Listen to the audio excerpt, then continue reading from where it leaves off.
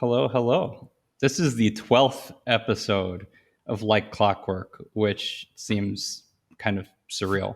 And it's more like a broken clockwork because obviously our episodes go like an hour and a half. So we're way past 12 hours at this point. But that being said, I think 12 is quite a lucky number. So it's really lovely to have this group of filmmakers here with me. Um, I am Michael Woods, or M. Woods.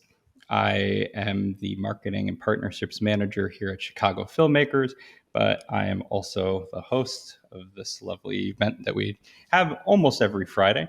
And I want to talk to you about a little bit about what we've got coming up at Chicago Filmmakers. We've just announced that Mubi will be presenting with Chicago Filmmakers a month of queer cinema that will celebrate the upcoming Reeling Chicago LGBTQ plus International Film Festival. Every week, every Friday at 7 p.m. here at Chicago Filmmakers, we'll have a new feature film from Mubi, as well as maybe a couple surprises. So stay tuned for that. And with that being said, I am going to introduce those filmmakers who are here with us right now. Wenhua Shi, we're going to introduce later on in the podcast, but I'm going to pass it over to Jason to give a brief introduction. Hi, I'm Jason Halprin. I use he, him as my pronouns. To give you a quick rundown on my practice, I am a filmmaker who's worked primarily with analog film, Super 8, 16 millimeter. I always throw in that I did hand processing heavily, optical printing, all that good stuff. Even though I tend to think like I dabble with it now, I don't engage with it in nearly the same way I used to. Um, I've also done my share of programming and teaching over the years, but the quick rundown with my Chicago filmmakers connections would be full disclosure. Like the first place I worked when I moved to Chicago was for Chicago filmmakers. I ran film prints and DVDs and whatnot around town for the Reeling Film Festival, and it was great because I got to learn the layout, and I like memorized this street grid, which is useful in that city. Um, and then over the years, I volunteered. I projected a bunch of shows for them or set things up at remote venues for the festivals and helped out with Onion City. And that's where I met Michael originally. Was He was an intern, and I would kind of drop in to be like, "Hey, I'm getting a stack of preview DVDs. Oh yeah, hey kid, you know this?" Um, and yeah, and at the moment, I currently live in Montreal, and I'm deep into a PhD on, we'll just say, the persistence of analog film technology. Thank you, Jason. Yes, and just to reiterate, Jason taught me how to use a Super 8 camera, and then that went on for my Bolex usage and everything. So I've spoken a few times about the importance of Chicago filmmakers to myself, but also to the rest of the community. And it was a place for me at the time where we'd have folks like Jason, Patrick Friel, who were mentors who really taught me a good amount about filmmaking and analog, of course, but even more about kind of the rich history of underground and independent cinema. And of course, what better way to segue than hello, Amos? Can you please also give a little introduction? Hey, Michael, Jason, everyone. Yeah, analog and Super 8. That's how I started. I mean, there was nothing but analog. And in the late '60s, when I turned to Super 8, I went to a friend's apartment, and he was an engineering student. And what he'd do would be reverse engineer different products, see how they were built, and he'd always have two of whatever it was, one to work on, and if he got stuck, he could use the second one as a sample. So what he had on his table was a Super 8 camera, and I said to him, because I was used to still cameras, 35 millimeter still cameras, I said, "What is that?" And he said, "It's a Super 8 camera." And I said, "What does it do?" He said, "You can make movies with this." And it was like a moment where electricity hit my brain. I was like lightning struck by lightning. And the next morning, I remember driving from Buffalo, New York, to New York City to go to this place called Olden Camera, which was on 32nd and Broadway. And I brought a bunch of still cameras in to trade in for Super 8 camera, a Super 8 editor, a Super 8 projector, and 2 cases of Super 8 film, one color, one black and white. And that started me off making films, sort of uh, identifying myself as, a filmmaker. You were talking Uh, about the songs that you made. You were making videos for the songs on the White album. yeah.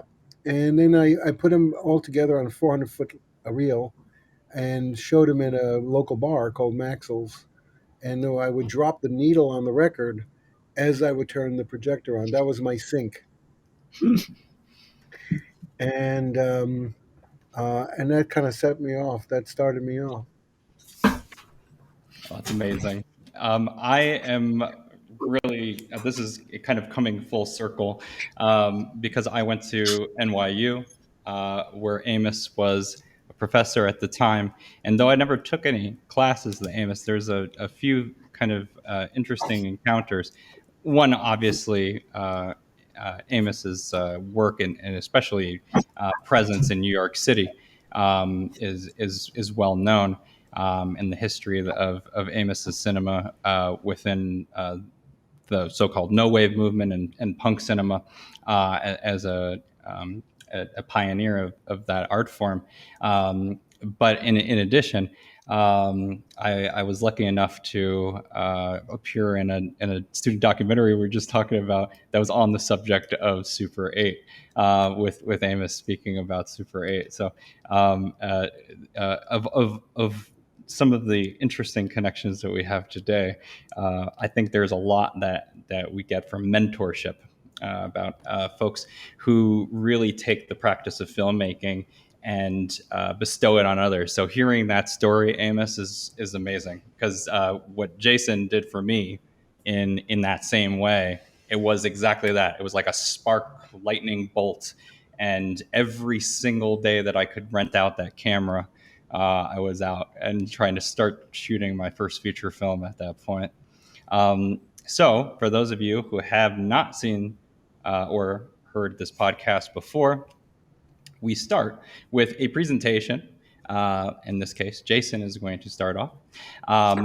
We do have another member of our roundtable, but if for whatever reason one was not able to make it, I do have also a presentation to give. And I am going to pass it off to you, Jason. And in the meantime, we will mute our microphones. Take it away. Hi. So we'll see. I have a loose set of threads to talk about, but one of the touchstones I went back to when I was trying to think about, sort of what to talk about at this moment. It's good that you're talking about mentorship and networks and hubs and community. I went to the 1988 Graham Turner Film as Social Practice book, which is, I would dare say, if we poked around film studies syllabi, that it's barely ever used anymore. But there was a time, even before I was in school, when it was kind of a touchstone introductory text that offered not just film as form, but film as culture, film as a cultural experience, and as an introduction into the study of cinema, which is not the approach I got at all. But so maybe it's why I gravitated towards it. It's a book that my sister gave to me as a graduation present when I finished up my BFA at the University of Colorado. And as I recall, over that summer, one of the odd jobs I had, in addition to running the projector for some classes on campus, was that I filled in as the secretary for the film studies program for 2 weeks, which really meant I was just the person in the chair when someone came in to say, where's Professor so-and-so, or this form needs to get in a mailbox. But I was reading this book, and one of the film studies professors came in and like almost scoffed. And he was like, "What are you reading? That outdated piece of whatever." But then we got to chatting, and like, he had some quick good insight into it. And one of the things this book puts out there is uh, to be thinking in terms of in this case they use the idea as cinema as the event, or something we're going to. And so I wanted to use that as a jumping off point, this idea of cinema as an event, but cinema also as a network. I actually wrote glue as the first word when I was starting to write things down. So I'll read from literally the second paragraph of the first chapter here real quick. So 1988, going to see a film is still an event, however, the nature of which will be discussed in chapter 5. But it's not a discrete event. As film audiences have declined, and the pressure on producers to compete for these shrinking audiences has increased, many changes in industry practices have occurred. These changes have serially affected an individual film's place in its cultural context. It goes on to talk about the industry's concentration on blockbusters, making it harder for independent producers to get things out there, and also the need for those independent producers to interact with large corporations. So where does this all come down to my experimental practice as a Super 8 maker? Well, one of the things that I think was always intriguing to me was the use of technology, and how I as a maker interacted with pieces of equipment. When I learned video cameras very young, and I was even working with other friends at school to start making things. And in high school, I got deep into it and was using these really rudimentary control boxes, connected to two VCRs, so you could do some controlling, but regardless, it was editing. It was there. And I came to film technology a little later when I went to the University of Colorado. It was kind of still thought of as, this is what professionals use. This is the late 1990s. But on the flip side, I happened to be in a place that championed the analog still. And I remember the department got reviewed during my time there. I graduated in 2001, but they were essentially told, like, what are you doing? You're stuck in the 70s. All your technology is out of date. Which it was. It wasn't all out of date, but they hung on to it too long. I, however, loved analog technology. I'd learned some darkroom work in high school, and this idea of shooting film and making movies and working with these analog cameras was really fascinating to me, and I jived with it right away. I couldn't quite wrap my mind around narrative and working with actors and those sort of things, but I loved the cameras. And when thinking of mentors, Casey Kohler and Mary Beth Reed were two people who were older than me, but Casey was an older student in an undergraduate program, and Mary Beth was, I think she may have technically been an undergraduate then, but the story that I have in my head from back then was that she did 5 degrees simultaneously, so she could just keep staying in school. But they taught me how to hand process film. And that was this whole, like, boom, light bulb going off. I got to make these mistakes constantly and embrace them and make them part of my aesthetic and go from there.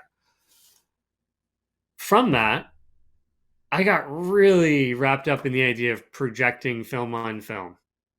I shot a lot of Super 8 after I finished my master's degree because I had an editor at home. I had a camera. I just had to ship it to the lab, get the reversal back, splice it up, put it on my projector, good to go. I could go do a screening.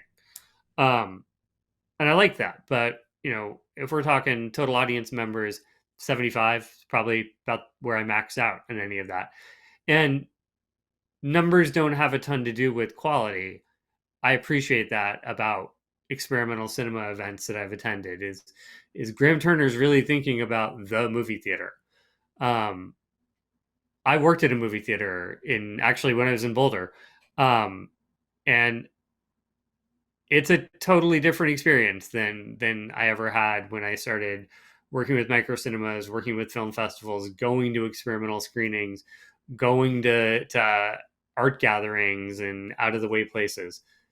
Um, and often what gets lost in a lot of these ideas about culture is the not just that there are subcultures and they influence all sorts of things, and but is the event and the importance that any individual thing takes to an individual. And so I'm meandering here, and this is up by design and on purpose, but we will come back. So thinking about the blockbuster in this regard and moving us a little further along. I've talked a lot about Super 8 and I've talked a lot about analog, but if I'm being forthright, I think it's been probably about 2 years since I loaded up a Super 8 camera to shoot a roll. It's been probably around that same time since I shot a roll of 16. But what I do shoot is video still, and tons of it. And in different ways, there's the social network in the event that Graham Turner is thinking about in 1988 when you've got VCRs, you've got home viewing, but you mainly are really thinking about the theater. One of the things that we have now is we have so many tiny events throughout our day, and if we're thinking of media as an event, then all sorts of videos you come across online, on phones, out and about in the daily world. And so it's always interesting to think about how are some of these ideas in 1988 about, oh, cinema audiences are declining. And they are in movie theaters. We all know how the pandemic essentially brought to an end a number of negative business situations in the theater industry. But what I have an interest in now is that I'm looking at analog technology and I'm trying to research it and I'm trying to write about it. And the place that I can do a fair amount of work on that is through social media, because there's an incredibly vibrant culture of both people who are interested in the analog technology, which Facebook groups are abound for that, but you can also hop on Instagram or TikTok or elsewhere and see people posting about analog moving image technology, sometimes with a very broad idea of what cinema is, usually with more of an idea of what we would think of as not quite scholarly, or not very learned beyond, oh, there's the blockbusters and I can use this camera to make things that look like they were from the 1960s or the 30s or whenever. But there's also, at this point, artists all over social media. You can follow them. A number of filmmakers I know, they almost have a separate digital art practice that can be linked to their social media feeds. I myself have I have a couple video feeds I've done over time, one during the COVID pandemic, another where I was just posting shots from the Fruitvale station where I would get on BART in the Bay Area every morning to go to work. And I would take a short video of the trains arriving. And these projects, they don't get a ton of traction. I never get a ton of views on these things, but I'm also not promoting them as projects. They're sketches. And they're meant as events with a small e that are happening in the midst of a social media feed, which is a lot of, here's the cake I ate today, here's this place I was, here's me looking happy, here's my kids, my dog, whatever. But it's a chance for me to insert art into that. And when I think about my drive to do that, it's I also get very wrapped up in one idea, which is I was attracted to analog film at a time when it was thought of as professional. It was what they used in the big time. And now, I mean, it still is. I don't want to talk about film as like a gone medium, but what I always wonder is the the when the ease of use of a medium becomes lowered, it does enable many, many, many more people to engage with it and begin using it. And when I think about social media, I tend to also get an awareness because we have the negative effects, and they're well known, they're well documented. I don't need to get in there, but I think I'm also incredibly curious to find out how many people out there have an artistic practice and are very social about their artistic practice, but don't even consider it an artistic practice. The photographers who, some are aspiring, some want to monetize it. Other people just like to take pictures of landscape and post them, or um, musicians on SoundCloud.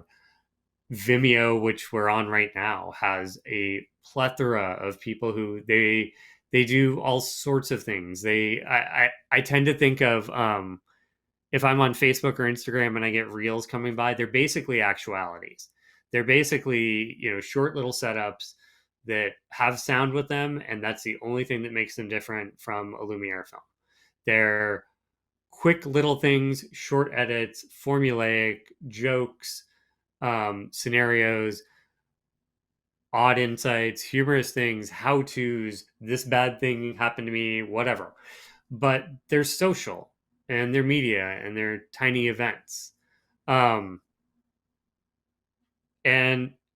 it's an interesting precipice where, when I think to Graham Turner again, and he's thinking of, an independent producer has a lot of difficulty interacting with these big corporations in 1988.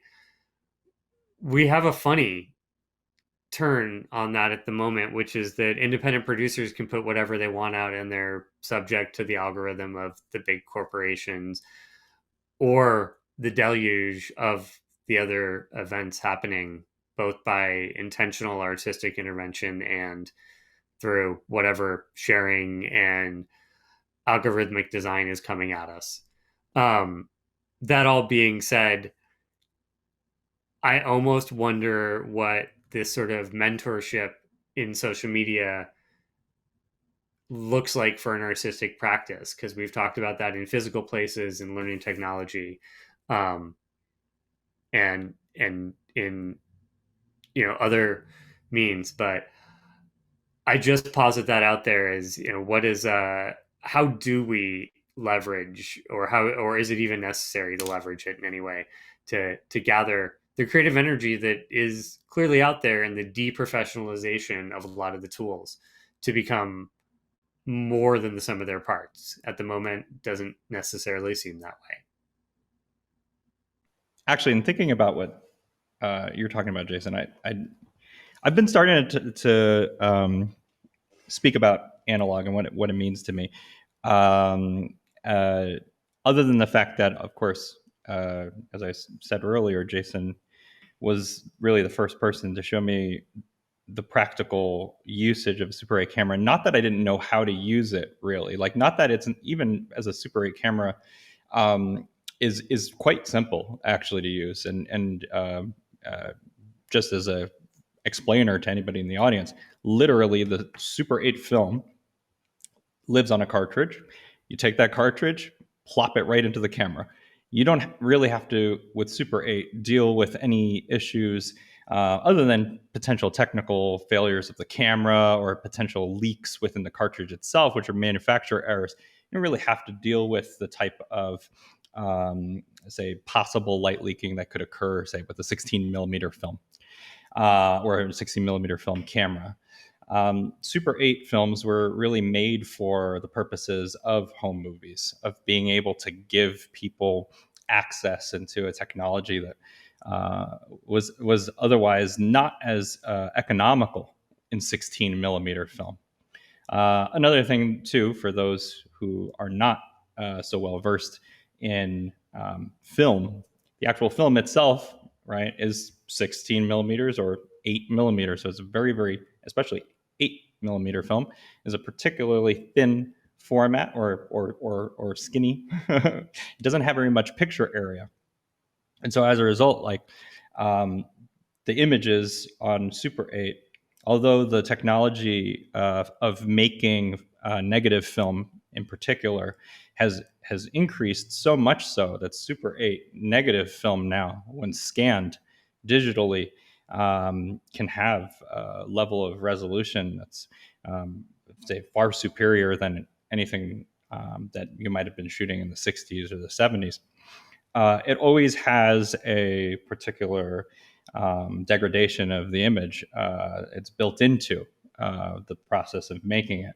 I spoke earlier in the podcast about what my grandfather was doing. And even though my grandfather had all of these cameras, he never actually taught me how to use them until he knew that I could, like once I started to mess around with Super 8. And then finally, he let me in on his secret, which was that he was an avid photographer. My grandfather came over from Ecuador. Actually, he immigrated from Ecuador to Costa Rica, where he met my grandmother, and then my mother was born, and then finally made his way over to New York, which is where he worked as an electrician for years and years. But he kept his love of photography, his love of cinematography, to himself, in part because there was not really a means by which he was able to achieve that as a career path. He had to provide for the family, and so his use of home movies was an exultant media. It was something that brought deep joy to him, and I think that it encapsulated a lot of the things that my family was going through in the 70s and in the early 80s, that we can now go back to be able to remember both the good times and the hard times that they had to struggle through in order to be able to have the luxury, really, of shooting film and of recording those memories. My own interpretation of the use of Super 8, I think, started in a way because the digital media at the time, we were working with mini DV tapes. And this is around 2006, 2007. My coming to age as a filmmaker, as an 18-year-old, at that time, we had no access to a really nice digital media. And instead, digital media presented us with the possibilities of duration, of being able to economically capture, although there were definitely problems in regards to transferring that information. But at the same time, it was standard definition. So 640 by 480. And there was always problems when it came to taking that and digitizing it, because it was also in an NTSC format. So, which is to say that the way in which the devices recorded at that time, it oftentimes led to technical issues down the line where you'd have interlacing or some other glitches would come in as we got to the point of digitization. So film for me was actually maybe a more luxurious media, especially given that I didn't have the money to shoot with it so much. And at the same time, I felt that each strip, every little physical bit of that film could be saturated with meaning, could be saturated with um, as much artistic expression as possible. I used Super 8 at first, I think, the wrong way, which is to say, uh, each type of film gauge or film media has a feel to it. Maybe you can equate it to what Marshall McLuhan talks about when he's talking about the massage, but more than that, it's the nostalgias that are associated with it. And so I began thinking almost in terms of what Jason was talking about, with a bit of the simulation of film as being my encounter with film, what I thought of as film. Um, and having grown up at a time where 35 millimeter projection was still standard in theaters, the, I would say, velvety illusion of celluloid was something that I wished to work in, because I felt that there was a dioramic quality to film. And Jason was talking about what it's like to shoot film and then project film. And the thing that I always began to think about was, one, when we project a film from a print, what we're actually doing at certain points in that film is blocking light from hitting the screen.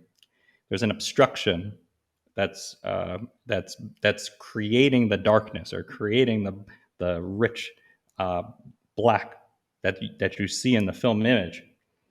And for me, that was a key differential between the filmic experience and the digital.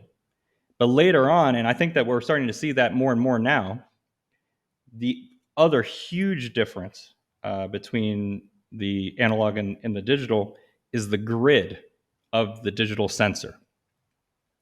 Analog film has a distribution of silver halide crystal that's put onto the film, but it's in a random order. It's microscopic film grain. And the fact that that changes from frame to frame, it creates an image quality, or an image flow, I would say, that, for lack of a better term, is more organic. And the digital sensors, even the best digital sensors, still orient every one of the pixels within each frame and the resolution of the frame in a single place.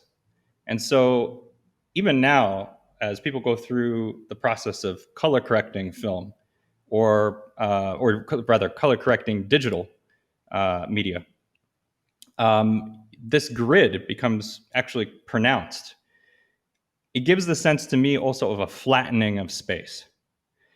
Not only is it the flattening of a space because of the fact that this grid is present, and so kind of lurks almost like a phantasm that controls, in almost a fascistic order, all of the things that are recorded upon it.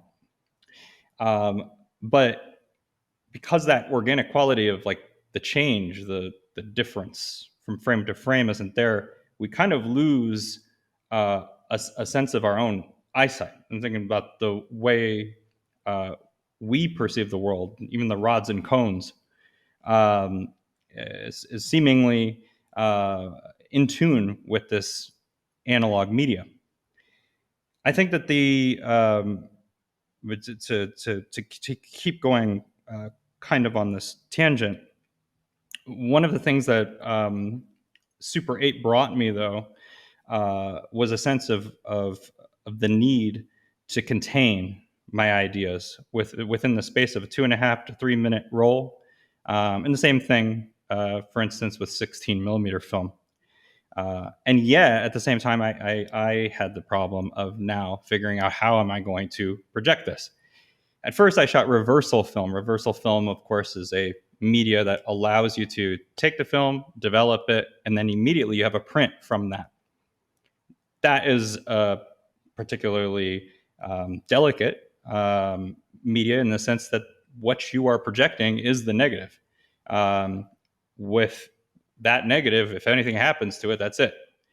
And that's for anything reversal. But for negative film, we have the need to go through an additional process, creating an answer print, creating a from the answer print, which we use to preliminarily cut the film together, then creating something that goes back to that original camera negative, and then generates interpositives and internegatives. Essentially, they're just flipping the image back and forth from a negative to a positive, so that it can actually be altered through color correction, through contact printers that allow you to adjust the light levels. And so this is quite costly nowadays. The access to that equipment is much, much harder to find. And my own sort of path began to require me to digitize that film. So I think of that as another media, right? um, before I went to my MFA, I was asked what medium do I work in primarily. And while I'm an artist that works in multiple disciplines, it's this hybridization, the transferred analog into digital that gives me both of these anomalies to work with. And it's also not free from either of them. In addition, the materiality of what you shoot on originally always seems to be present in some way. That seems to lurk through the process of digitizing the analog within an illusional, let's say, or digital structure. But from that point, I also began to investigate how to process my own film. And I was taught by, shout out to Josh Lewis. Josh Lewis operates a dark room in Brooklyn that's called Negative Land. And Negative Land is maybe one of the great places because it's an artist run lab, and at that point, at the very beginning, Negative Land would allow us to go in, to use their chemistry, to learn how to hand process, and to have a very close relationship, sometimes ruining our film, but a close relationship with the film and the work, the agitation that it took, for instance, in order to develop out the image. Despite that, I still had to go through the process of digitization. So I learned how to transfer the film myself, and I became what they used to call telecine, but a film scanner and an archivist, so that I could go through the process entirely from the start to the finish. And then I became a colorist, so that I could digitally color the film. And yet, that practice is also somewhat divorced and is a parallel plane to the practice of working in this fully analog means. The interesting thing, too, I think about the event that Jason was talking about, and then I'll wrap up my section here. This event, not only are we always filming events, not only is the event like the physical media itself, right? The constant change. Even if we stay here, we don't do anything. This is an event. But this event, for instance, exists both mediated by Vimeo in this case, but also in each one of our existential locations, right? As we're joined through disconnected time spaces. And the event at the same time is the thing that also defines our reality, and at the same time, because of the different perspectives that we have upon it, it also negates our reality, because it causes us to constantly have to oscillate back and forth between our own view and this fake objective view. Which is not to say that there is not an objective facticity. I think that is the Sartre term, but our previous guest, Jason Livingston, was talking about facticity. This physical being that we can't deny in good faith, right? I exist, Jason exists on the other side somewhere in Montreal. And that became something to me really important. It became like everything to me. And so the act of recording is this introduction of a negation into that recording of the event, or the passage of an event as a means, right, of simulating or recreating something that we take to be truth on face value.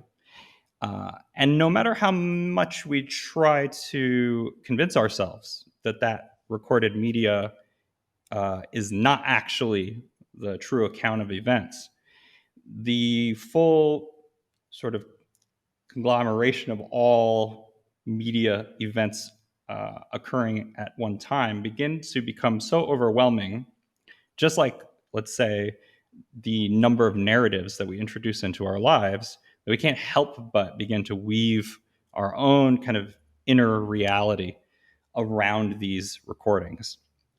I've spoken a little bit about multiple exposure and what multiple exposure means to me, and multiple exposure is a means of subverting that even further, of taking the what would be the still recorded, even in the process of shooting film, we still have the regimented frame, right?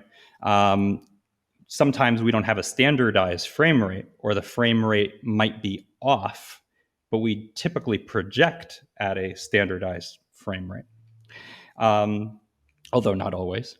That in itself gives a sense of false order to things.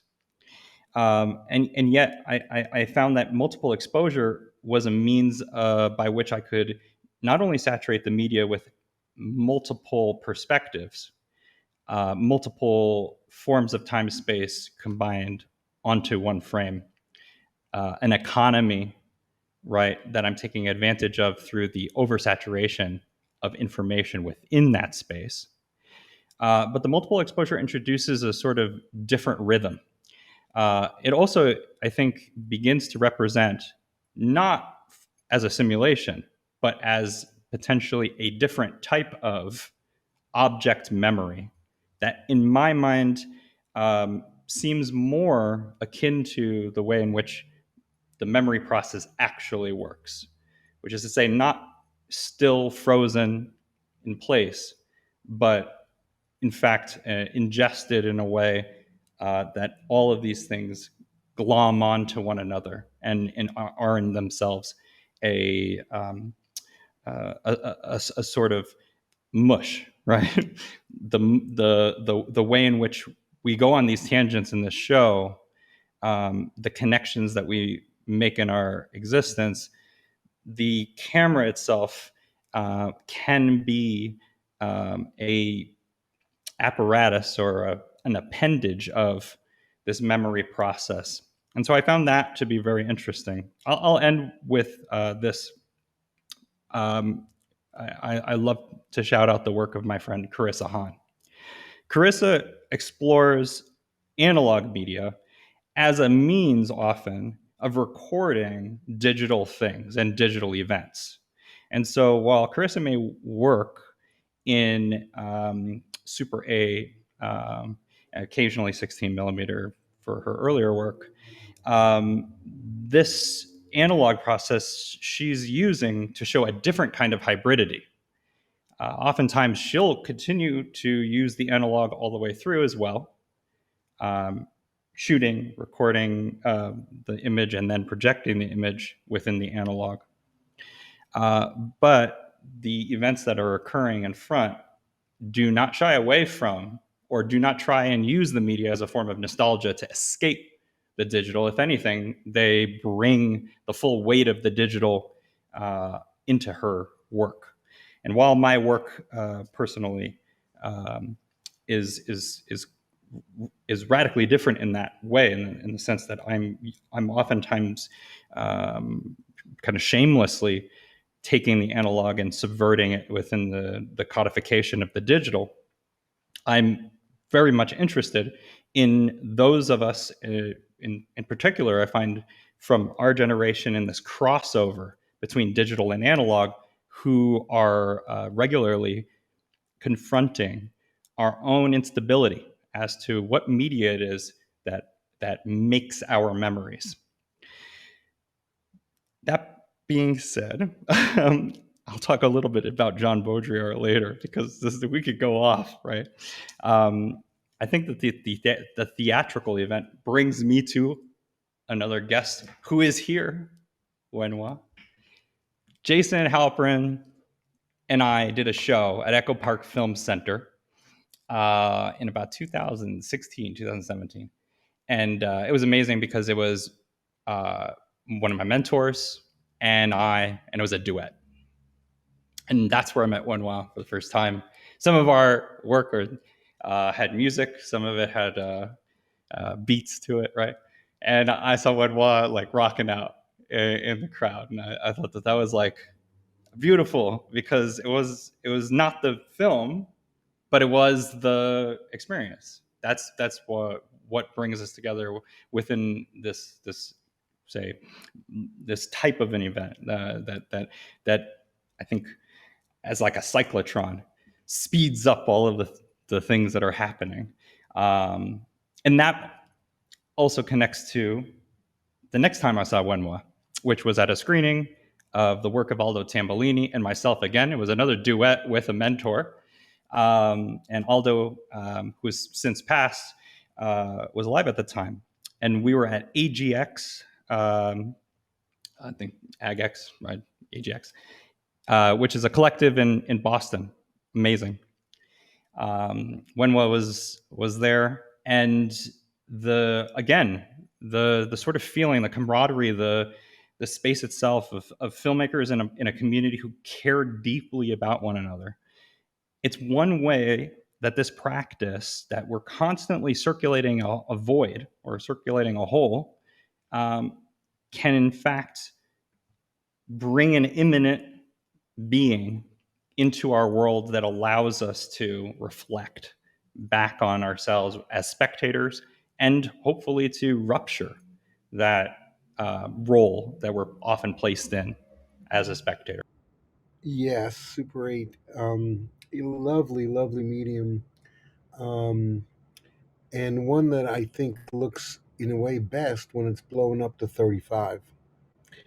And we can really appreciate the swimming. Um, that's in the background. I just want to remind Can everybody you hear too. me okay? Yeah, you're good. Amos is in beautiful fashion in New York City. Can you hear me? Yes, I can hear you kind of dipping in and out, but just reminding Let me our see if I can. audience, New York City is a loud place. And Amos, could you expand a bit more too? Essentially, what we do on the show is we go kind of on a tangent. What Mhm. following what you were saying before, when you first discovered the film camera, for instance, and that film camera struck you with lightning, the sequences of Right, it. You were talking before about first making music videos, essentially, or accompaniments to the White right. Album. From there, how did your practice develop, and what became like the main preoccupations that you had? Well, um, es- essentially, I then started making sort of quasi experimental slash narrative films in Super 8 with my friends.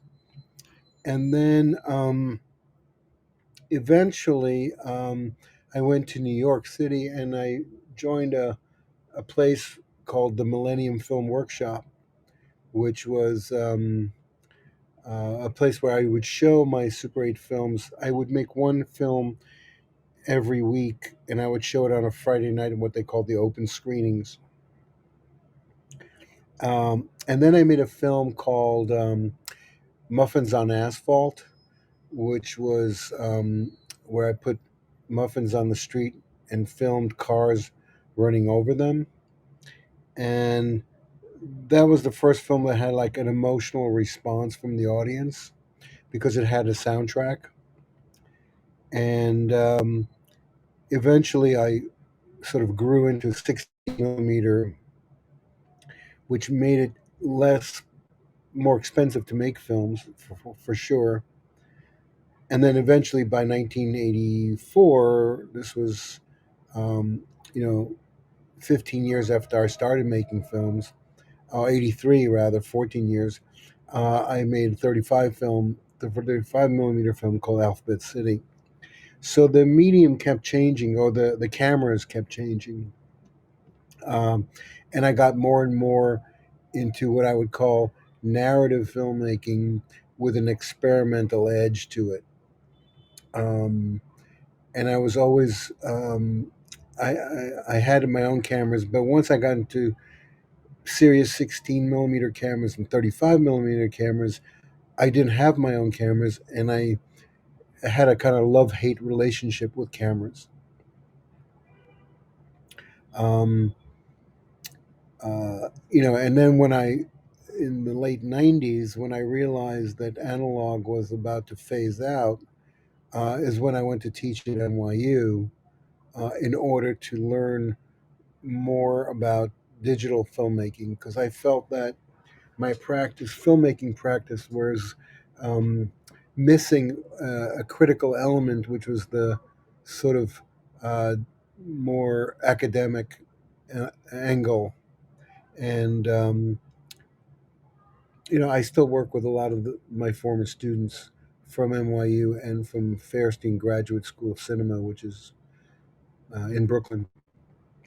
Right before the show, Amos and I were talking about NYU around that time too, and specifically the 2006 to 2010 period of time. Um, Lynn Sachs, Daryl Wilson, Chitra Mm. Niyogi, and it's my understanding that Kelly Reichardt was there before that. Yeah, Kelly was there. Yeah. Hmm. Um, and we're talking also about like what it is to have. At that time, we had Steenbeck 16 millimeter, Right. whatnot, and being in that kind of hybrid sense, but also having to protect what is experimental film or what is Right. underground film.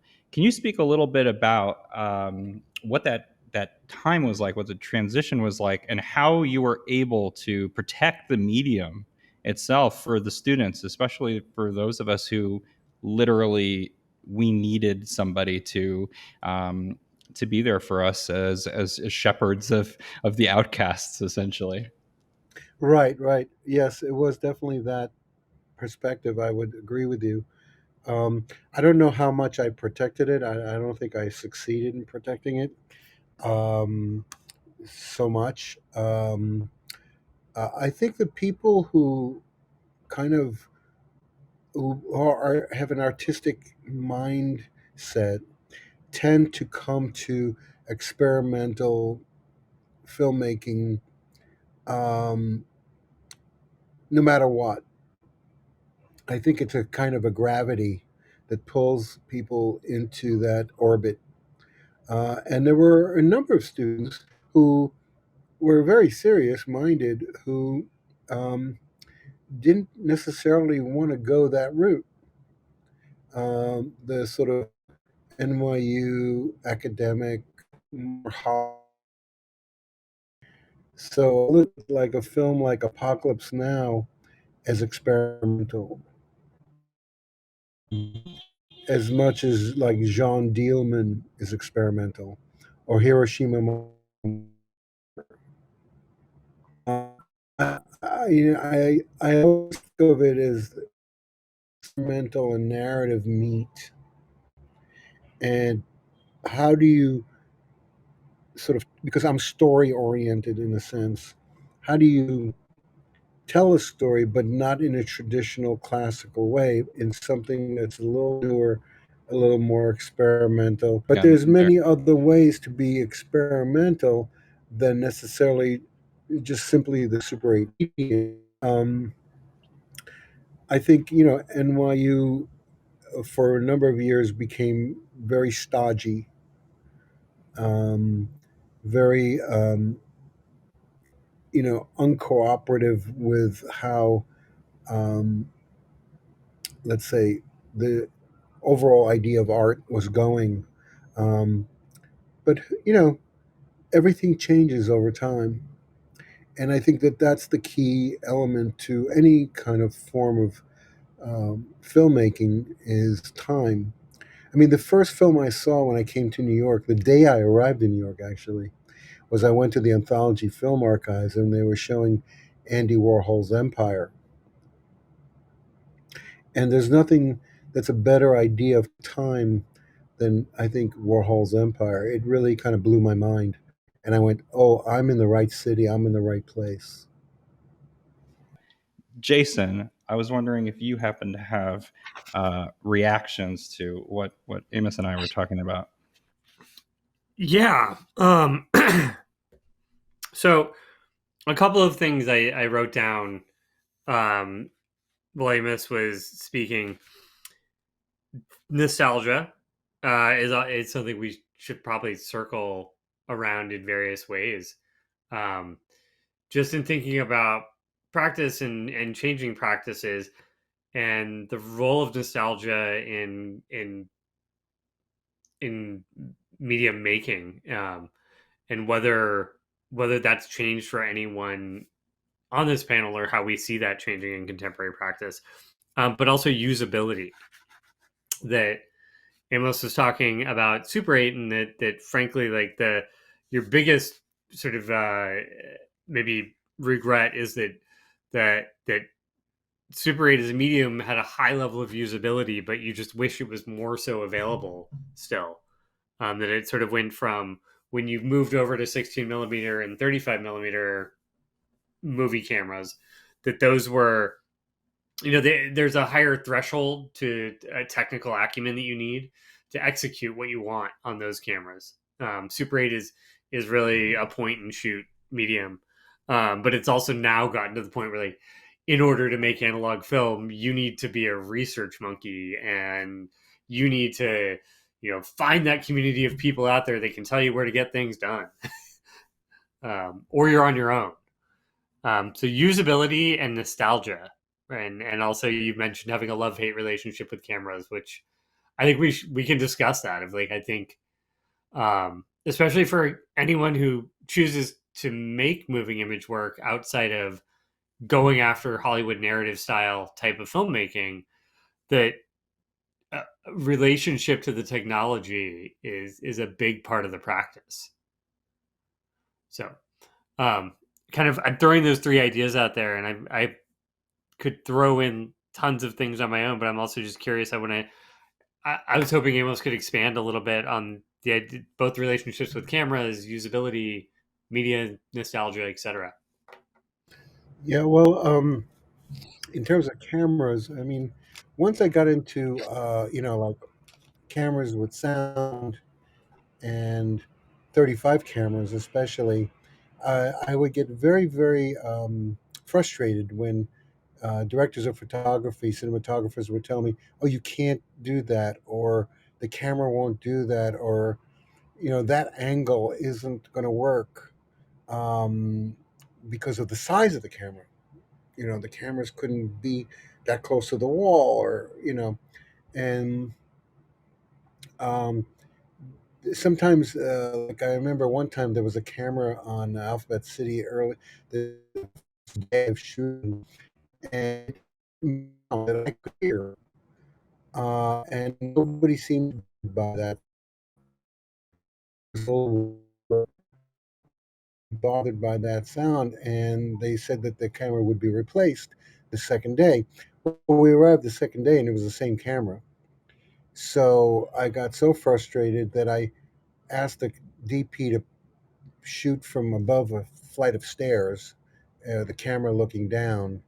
And of course, before he could get a shot off, I leaned against a tripod and the camera went flying down a flight of stairs and broke into, 13 pieces. And I loved it. And everybody went, "Oh, oh my God." And I just said, "Okay, now we're going to need the other camera, I guess." And the camera did arrive before lunch, and we were able to amazingly actually get the whole day's shooting in. But that's the pinnacle of how much I hate certain kind of technologies or cameras. They frustrate me. But on the other hand, I must say that even like with mini DVs, I remember the mini DV time, and I made a film actually called Empire 2, which was a remake of Warhol's Empire. And what I love about the mini DV is that it had a little computer in it where you could do the time lapse. And so my take on it now is that every camera that I've ever had a sweet spot. My job was to find that sweet spot. But every camera also had like a negative spot, a bad spot, something that was, I don't know.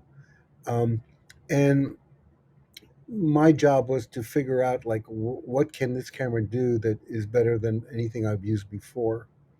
Um, And that, it even comes down to, I think, on some level we can appreciate technology over the history of cinema, and that the iPhone itself is a kind of a Super 8 alternative because it's so accessible. um, I remember I have a friend who his work involved uh, curating film that he found in yard sales of people's yard sales, other people's home movies essentially, and he made stories out of them, and really interesting films actually, made.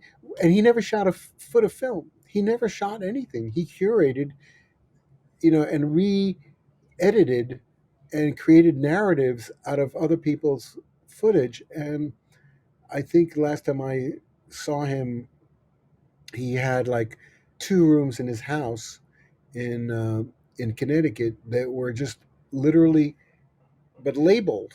I mean, really organized. Films that he found from yard sales and estate sales, et cetera, or on eBay, people selling their incredible footage. Um, so I don't know. I mean, there's so many ways to do that, to create the narratives that are something that we haven't seen before, or ways of doing it that we haven't done before. And I think that's kind of like our job in a way.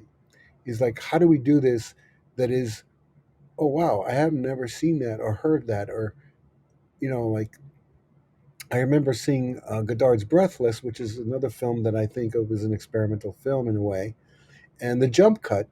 The first time I saw that jump cut was like, oh, you can do that. Oh, that camera was shooting that whole walk, but you don't need the middle part of the walk. You could just move the narrative quicker forward. Well, So although I have heard the myth that part of the reason that happened was the producer financing it told Godard he needed to make it shorter. yeah, I mean, a lot of times It's you're sort of right. like, oh yeah, you want it shorter? I'm going to make it annoying too.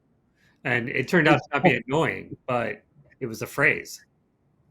Yeah, well, that's the part where in Contempt, where Bridget Bardot, that opening scene of her naked body, was Carlo De Palma. The producer said, "Hey, we got Bridget Bardot. You don't have a nude shot? What are you, crazy?" Um, and it's half our audience is coming to see that. And Godot, oh, you want that? Okay, I'll put it over the opening credits. Uh, but yeah, sometimes it's like.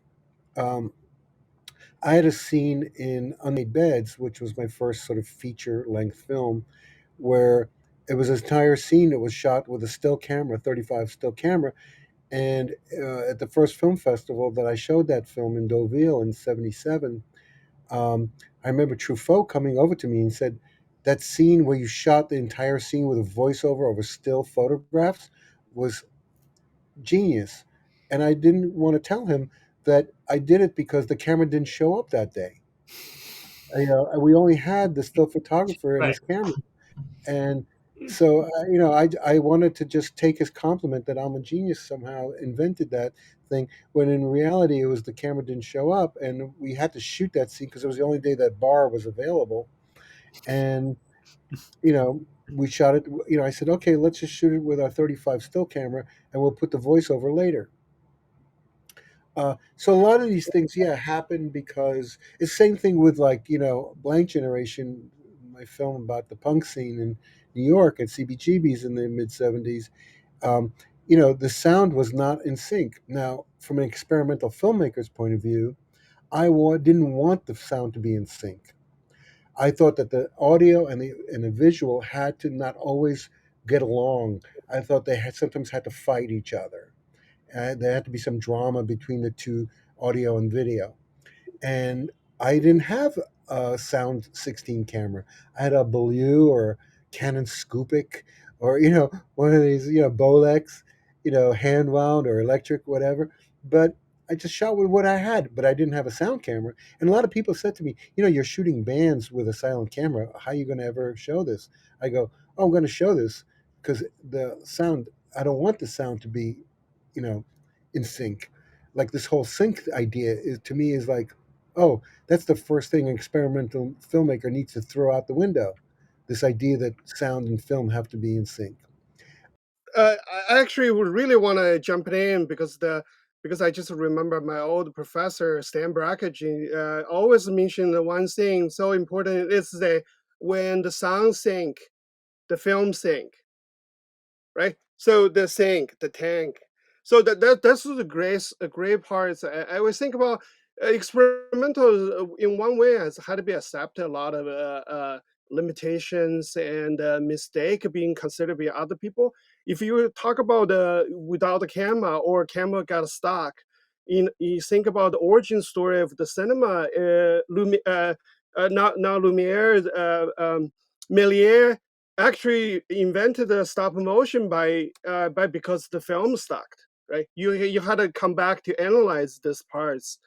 So it's so important. Like just like my students right now, they realize all those hand processing creates the kiss mark, which is the two films stuck together. And then I say, well, you can bleach it off and then become transparent. You can use a digital means to overlay them again, and then now creates a different type of watermark moving mask. Yeah, it's So like Miles Davis said, there's no mistakes, and all that's these accidents exactly. are fantastic when the accidents happen to that degree. Yeah. It's like, metaphysical. But Miles Davis actually is very strict on stage. If you're watching the videos, he will scold Herbie Hancock because like two notes will be off. Uh, but the interesting part is when you mention your film shot by the stills in this is the 70s probably in Telluride or that film showing there in where's the screening events when the Truffaut comes uh, Yeah, it was because in the I 70s. it is the 70s because I was so surprised that Truffaut haven't viewed La Jetée from 1962, so which is a very surprise. That's also speak about early on when the narrative, what even the independent filmmaker and how much distance with the experimental world, right? And also I can say after 70s, the Carnegie Mellon, um, the exhibitions, and then it seems like experimental world is separated from the art world as well. Which is very interesting. I think in the 70s in New York City, like what do you do, and then is so important. And then when I was in 90s in back in China, we saw all those no waves videos. I mean, it was so inspired. Of course, of the DC, the discard, the whole movements in 90s too. So we just blown away. That's the reason I want to come to United States to learn, but rather than making narrative films. So thank you for that, for all those incredible Patti Smiths and all those works. Yeah. I want to do this is a bizarre day. You can hear sirens outside. Everything's going nuts, but this is actually quite beautiful because everything's come together in the end too. And Wenhua, it's lovely to hear your voice. I'm going to switch the spotlight onto you if it's okay, because I just want to have you first go ahead and introduce yourself, your practice, and then I'd also like for you to be able to wax rhapsodical about anything that influences your practice. Uh, so currently my practice is teaching, and of course I work in installations and making films. Uh, so I started with a study medicine in China, and then working at a radio station and a TV station, and then suddenly uh, I just like a like epiphany or eureka moments. I just say, hey, this I'm gonna be kill people if I go to the hospital become a doctor. So maybe I should reconsider myself to do something else, something I'm really good at. But of course, I don't know what is good at that time as well. So So I started with the organizing film series every Sunday morning in one of the train station, library, bus station, video room, sort of like a DIY kind of places. So the place is so popular, most of the people cannot afford the hotel beds. So and they were staying watching the movies for overnight. So we got the actually graveyard. The term is actually is not the 4 o'clock to 8 o'clock. It's after 8 o'clock in the morning. But the owner of the video store or the screening room will allow me to organize the films and then videotapes, the bootleg stuff to show during that time. So I run that 2 years, and then suddenly has a crowd, and then people are willing to come, and that's the moment all the punk musicians and then rock and also all kinds of people will go to that kind of early morning screenings. But that starts me to really think about coming to the U.S. to study. But that time, come to the 2000, which is Jason with me went to the same school. Jason, a couple years older than me. But the crazy part is I walk into one of our common professors' salon, which is Stan Barkage's salon, on the Sunday afternoon. And I walk in, he probably showing either Andy Warhol, but not Andy Warhol, but as Andy Warhol work, Andy Gear's style, complete silence, long film. Probably I sit in the theater watching half hour. Just some people use a hand cover the lens and then open it up again, cover it again, open it up again. I do not dare to ask what's the film is. I so hate it. But then but I say, hey, what's going on? Why deserve my half hour's time to watch this? Because by then everybody recommend me, say, hey, if you come to CU Boulder, you must take a course with Stan. And as a foreigner at that time, and just call up with him, just say, hey, I wanna know something about film, but it's the middle of a semester. Can I sit in your class? And that's the whole thing started. I try to essentially is to try to understanding what's going on the bizarre Sunday afternoon. So which is leads to 20 some years later. I try to transform those things to pass on to new students. So I don't know. So I guess that's my introduction to my stories. But it's so interesting part is I think of me and most of the people through the screenings. It's like Michael, I know you through screening, and then even Jason, right? Jason graduated a year before me, and then we meet at the Thai Film Festival, which is a small film festival outside of the Denver. And then I think almost we have a common friend, Diego Kozak. So when he moved to the North Carolina at the time, I was the teaching over there, and then we hit it together, and you say, "Whoa, you are that group." So it's great. So today is also sort of like a screening events, right? The verbal screening. So great. Oh, I'm so happy this has come together too. I mean, and we were talking about obstructions and media and like the issues of recording the event and of finding the sweet spot for any particular media. And now we finally, I found the sweet spot for it. I wanted to address a couple of things that Wenhua, you just talked about, but also related to what Amos was discussing. I think I began making films, quote, experimental film, not even knowing what experimental film was. In fact, it was really like Jason again and Patrick Friel who was the programmer here at Chicago Filmmakers for many years, who introduced me to sort of like the lineage of experimental film. Because my coming in, like I knew the old avant-garde stuff, I knew the surrealists, and I'm still a surrealist at heart. Jason and I have a little joke, or well, he has a joke, because I happen to sometimes like Salvador Dali, and he called Salvador Dali Fisher Price, my first surrealist. yeah.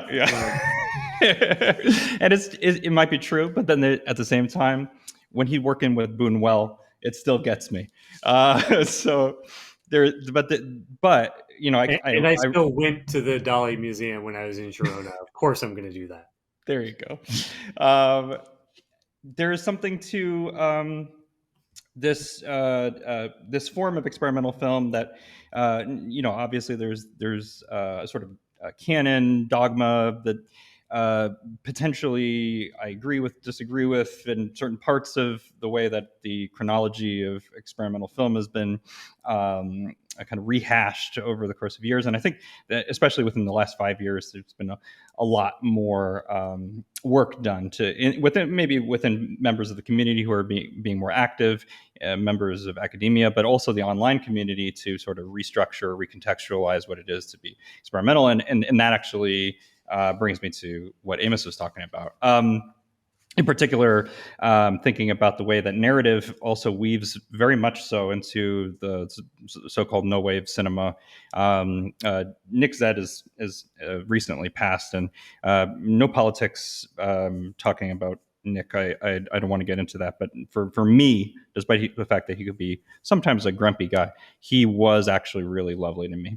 And I think about the ways in which Amos was mentioning Jarmusch before.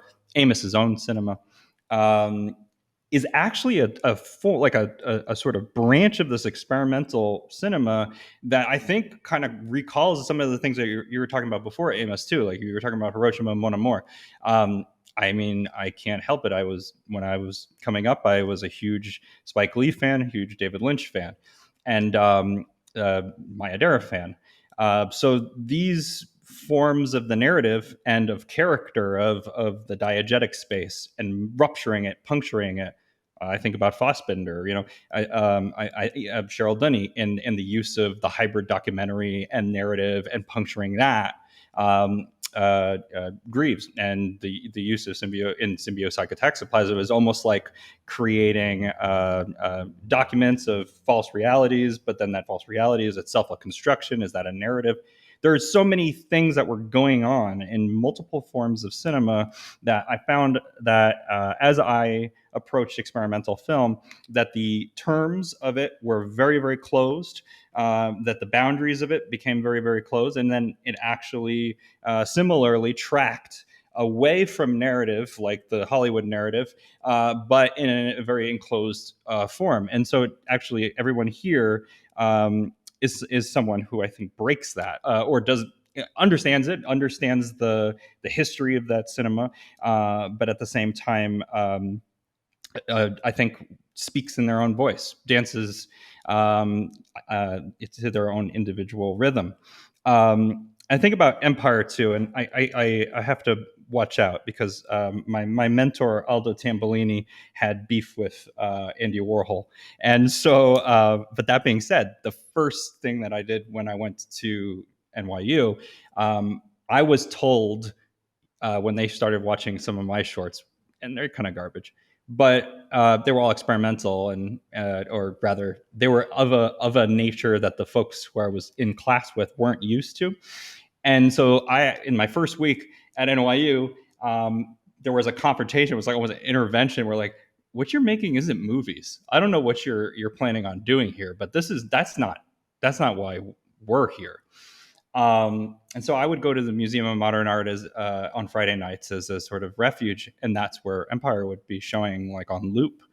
And if anything, the object of my like sitting in that space at that time, sure, it allowed me to be selfish, I guess. It allowed me to reflect off of the cinema and then to create my own discrete space whereby I could kind of process ideas, even in my loneliness, even in feeling like I had no place within NYU, until I met folks like Amos there.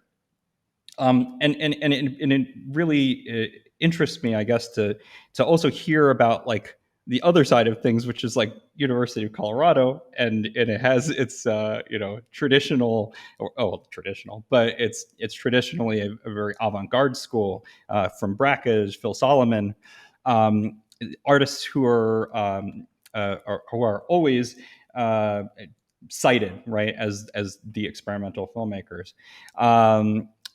for better or for worse.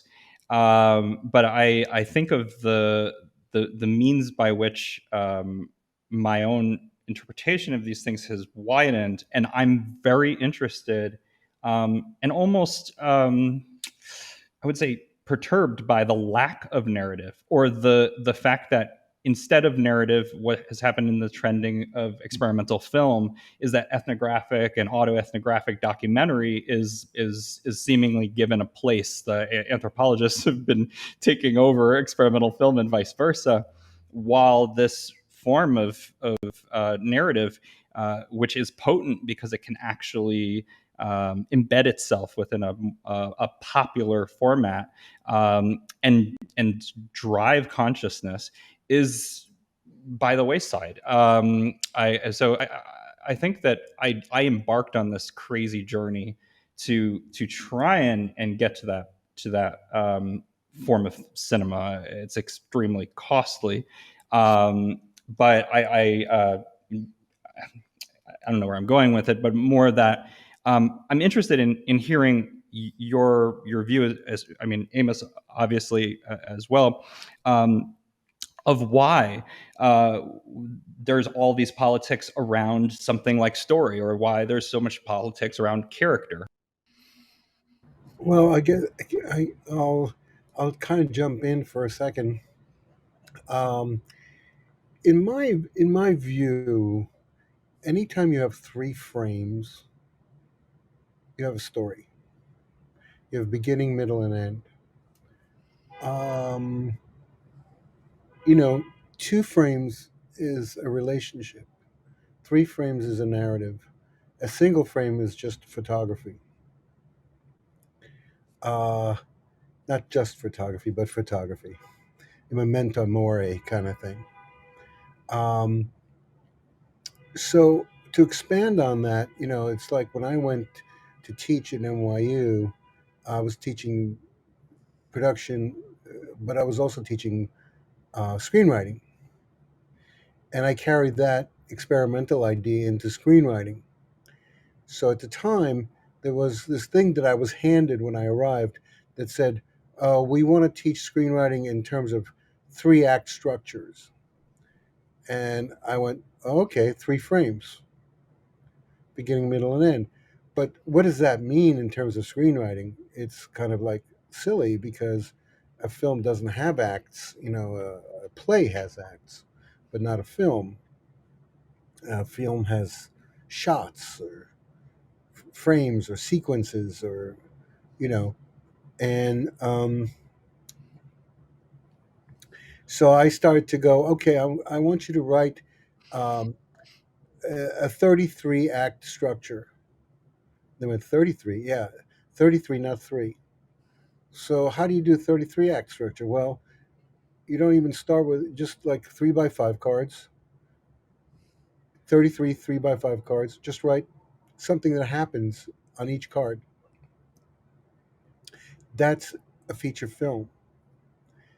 So then I was brought into the chair, or the head of the screenwriting department, and said, wait, we can't have them write feature length films. They have to write short films because they can't shoot.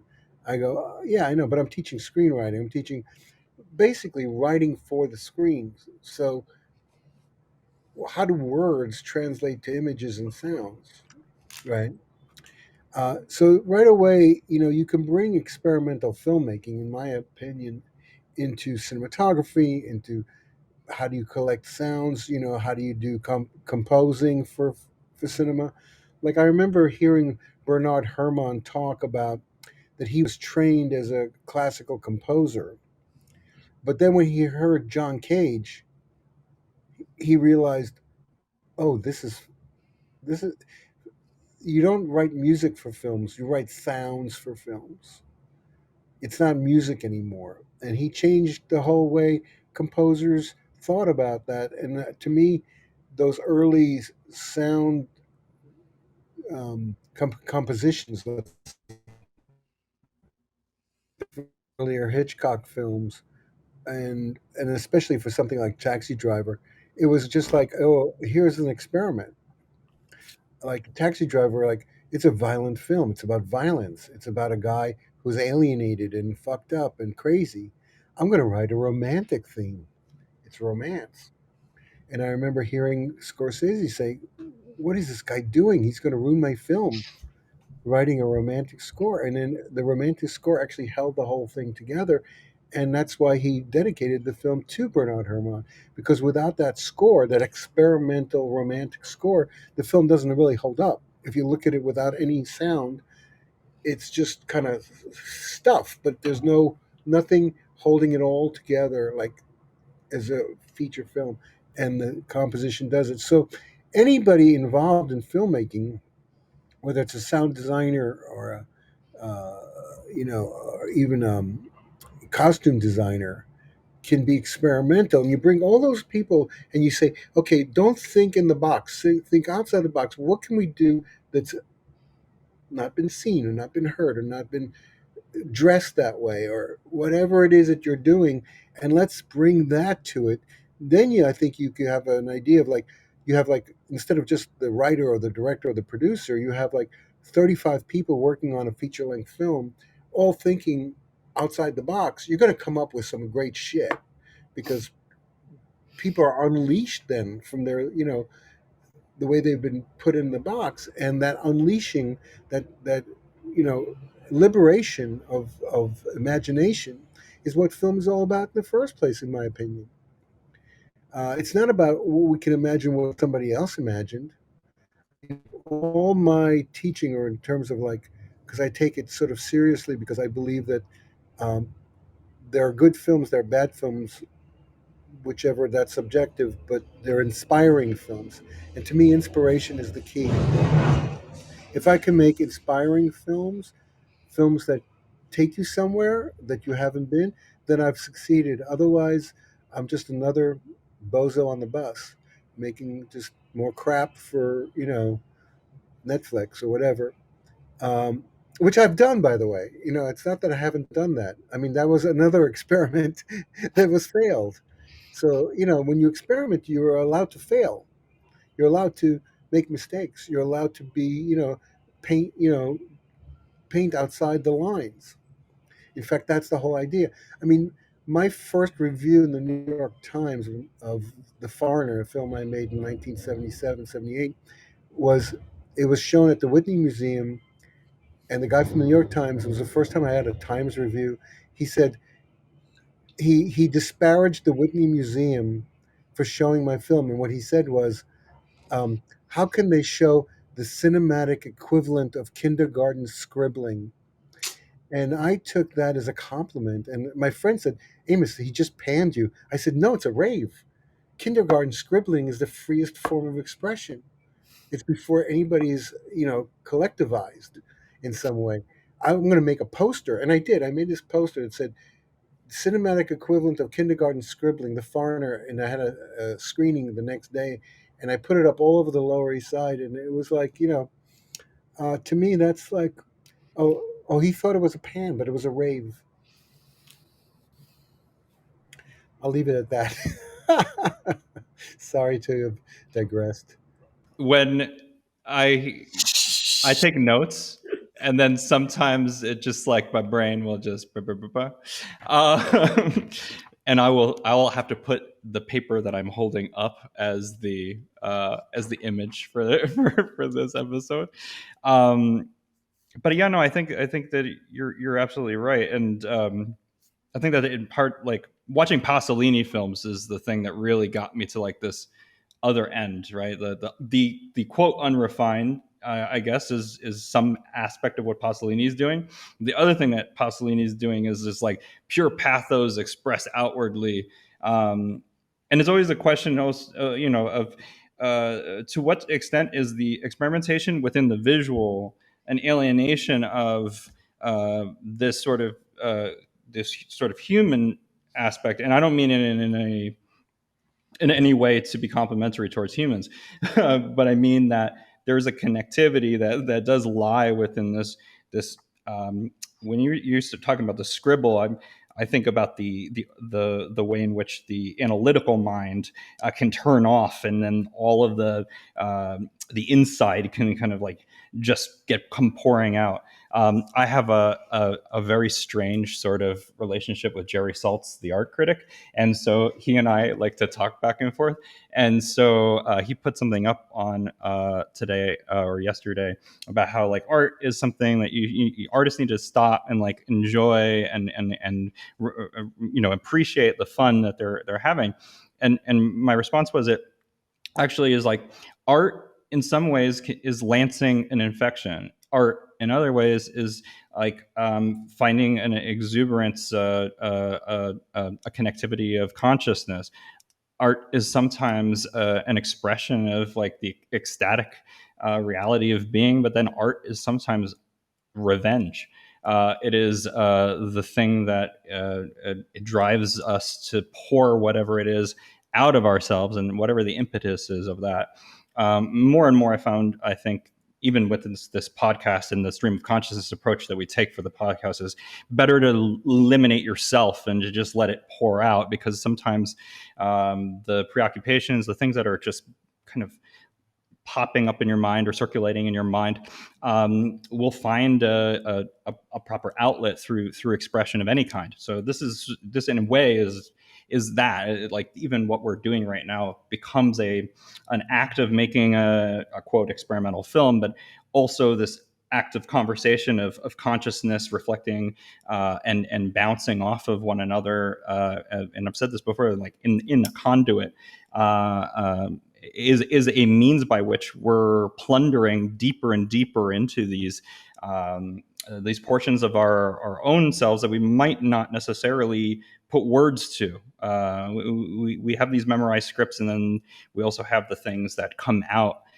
So I think that is beautiful to be described as a scribble. I'm a scribble. Like if I were, I wouldn't be even M Woods. I'd just be MW, and I'd just be like a scribble. That was so awesome. The one thing that I do really appreciate that the comparison. I guess it's a sort of a could be related to like what Stan Brakhage just said. Is the audience should be the non-trained eyes, untutored eyes. So we can stick back and say, oh, your eyes being robot AI trained, so formula, so much of a jargon, right? So that's really good. So maybe that's another thing, right? Because of the just like before the photo comes out and then frees up the painters, maybe today's artificial intelligence opens up, frees the filmmakers as well, right?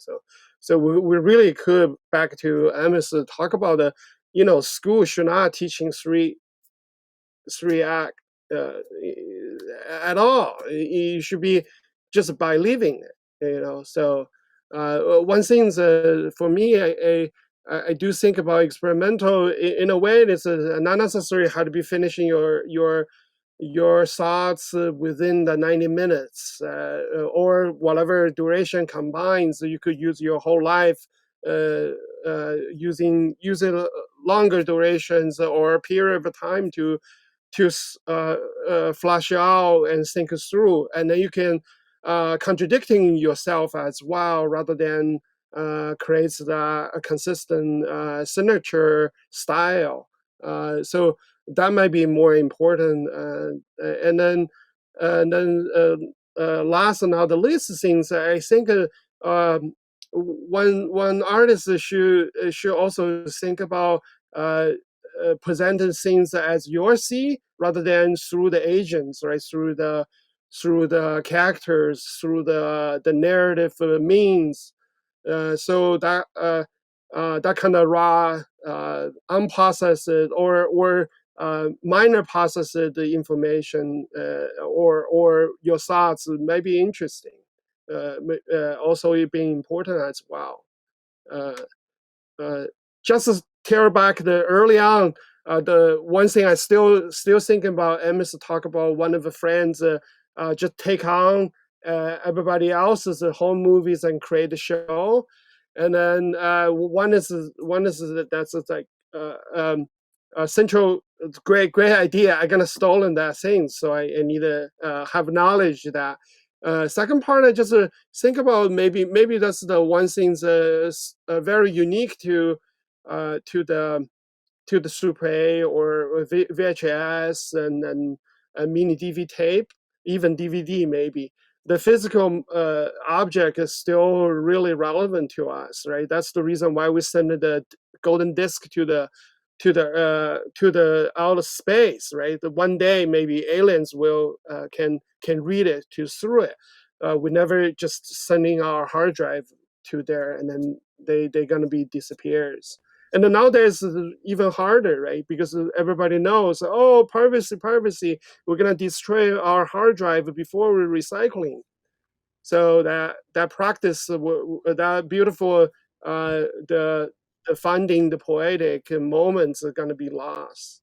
So we, in a one way, we should encourage people filming more, right? So and then swap more and then put it into a physical object. Allow us, allow 10 years, 20 years later, still can pick it up or look at it. Okay, so because by then, the subjectivity of the whose ownership will be dissolved. So. Oh, it's so beautiful. Like I actually, when you're talking about it too, I was thinking about like the anomaly though, that like anything that's digital too can actually just be paper, right? You could actually print out the code for any of that stuff too. And in that sense, like we have these like we have this codified. It's not actually that difficult to understand what's going on inside of a video file, even like opening it up in a text edit document, for instance, and looking through the way that the video file even uses algorithms if you have an MP4 to change the frame. And it boggles my mind that filmmakers don't care about that, because it is actually fundamentally doing something differently to the work itself. I want to bring this part back to Jason real quick, and then I'm going to have everybody go through and give a last, not word, but however, a last thesis.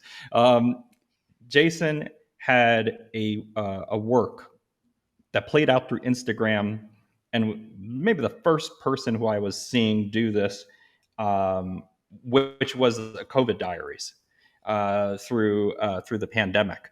And I remember some of the COVID diaries were like literally going through and taking pictures of or video footage of the masks that were tossed aside, right? And the thing that Jason did was he took the video camera, and because it was like shards of video, it was like almost like a broken glass gallery inside of, and what was the order? It was the grid of Instagram that I would see it through. In a way, it kind of like captured a very similar sort of aesthetic as I would consider to be that unrefinedness that's at the heart of even like work like Pasolini, or the work like from the footage that's shot for Blank Generation, for instance. And in the presentation of it, there was like a feeling that I had of this is actually finding that sweet spot, the brokenness of the digital, reflecting the brokenness of and the immediacy of the place in front or the thing in front. But also it allowed for there to be a saturation of a particular thing. Like in this case, was I think in the symbol of the discarded mask, in a way that our mind cancels out the thing that looks ugly, or might cancel out the thing that would convince us of a hell that we live. in this case, Jason was methodically rephotographing in a close-up, oftentimes, or in a movement that was not choreographed. It was literally a reaction against the space around it, with, I'm assuming, a phone, right, Jason? And That was actually, so like that was when I was doing that stuff. It was I was using the Instagram video function, oh, that's which even they better. changed. Like they changed how you interacted with it. At that point in time, I could literally like hold up the phone and be like, shoot, shoot, shoot, shoot, and I could do that and like tap it and get a couple frames. Um, and then they switched it to where it was an on-off function when you tapped it. So you tapped it once for on and tapped it again for off. And I tried some things where I was like tapping quickly and no, just didn't do it as well. It's that whole thing like a Super 8 camera, you pull the trigger, and while you're pulling the trigger, it's shooting, and you let go and it stops. This was I press, it shoots. I let go, it stops.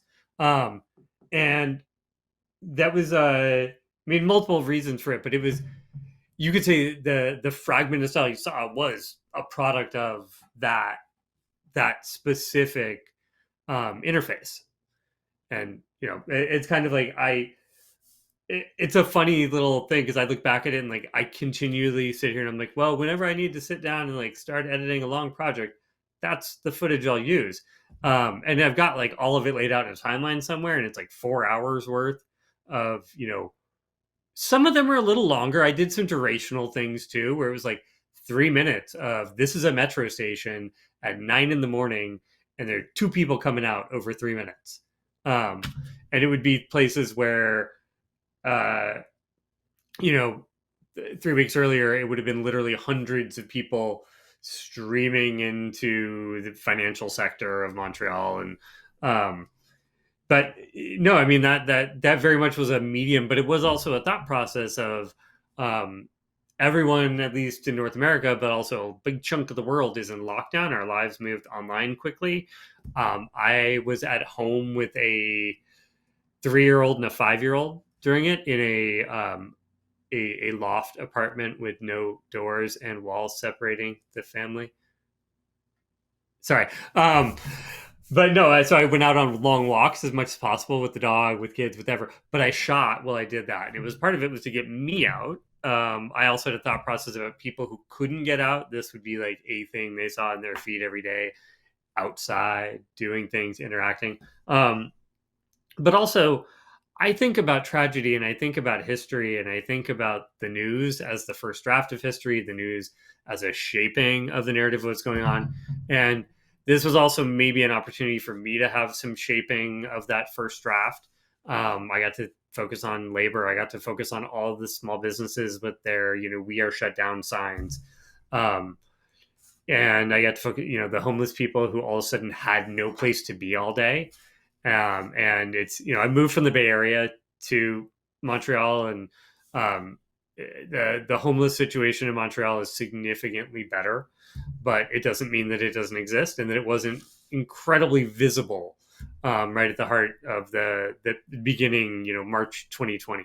And it seemed like a project I've been searching for things to do with that social media feed as sort of an itinerant art practice, and like not one where I was going to be like, hey, everybody, I'm issuing press releases. I think I like basically posted on my Instagram feed and my Facebook, and let it grow from there. And like, yeah, there were, at one point there was at least a couple hundred followers.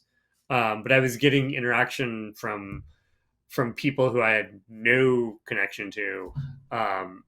And I was getting an interaction with people who I knew very tangentially in the experimental film world too, which was interesting. I saw that there was definitely some resonation there.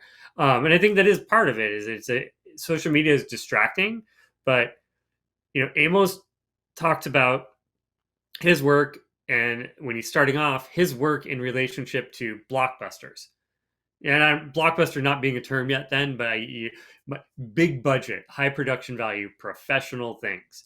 And that being a continuation in his work throughout. And I've always felt I didn't go to film school to make work like Stan Brakhage. I didn't know who he was until I took a class from him. And I went because like David Lynch was my version of the most out there weird stuff possible. And like, yeah, I mean, Eraserhead's pretty weird. But that being said, you go watch Dune, you go watch The Straight Story, you go watch even Blue Velvet. Like, there's a story there.